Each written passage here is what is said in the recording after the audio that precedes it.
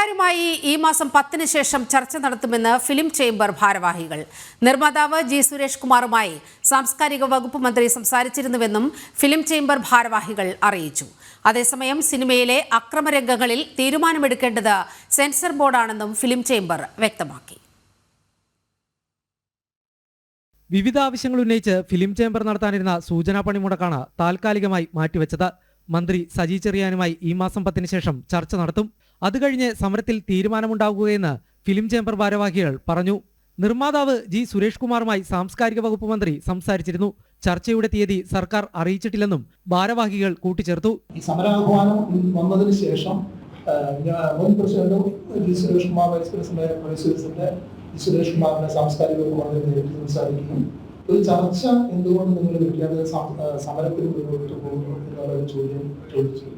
അപ്പൊ എന്തായാലും ചർച്ച 10-ാം തീയതിക്ക് ശേഷം ഒരു ചർച്ച സിനിമാ മന്ത്രി നമ്മളെ എല്ലാ അഫിലിയേറ്റ്സും വിളിച്ചുകൊണ്ട് ഒരു മീറ്റിംഗ് വയ്ക്കാമെന്നും 10-ാം തീയതിക്ക് ശേഷം മീറ്റിംഗ് വയ്ക്കാമെന്നും അതിൽ നിന്ന് നമ്മുടേതായുള്ള കാര്യങ്ങൾ പ്രാവശ്യം കൊടുത്തുള്ള നിവേദനങ്ങളാണ് അദ്ദേഹം അതിൽ ഒരു മീറ്റിംഗിൽ കൂടി പരിഹാരം കണ്ടെത്താമെന്നുള്ള ഒരു സന്ദേശം നമുക്ക് തന്നിട്ടുണ്ട്.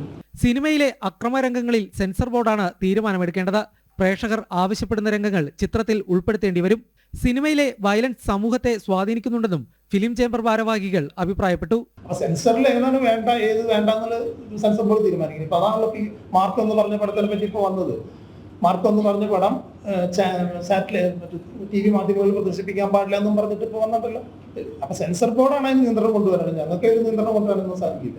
അതേസമയം നിർമ്മാതാവ് ആന്റണി പെരുമ്പാവൂരുമായുള്ള തർക്കം അവസാനിച്ചെന്നും ഭാരവാഹികൾ അറിയിച്ചു. സിനിമാ താരങ്ങൾ നിർമ്മിക്കുന്ന ചിത്രങ്ങൾ പ്രദർശിപ്പിക്കില്ലെന്ന് ചേംബർ ഇതുവരെ പറഞ്ഞിട്ടില്ലെന്നും ഭാരവാഹികൾ വ്യക്തമാക്കി. ജനം, കൊച്ചി.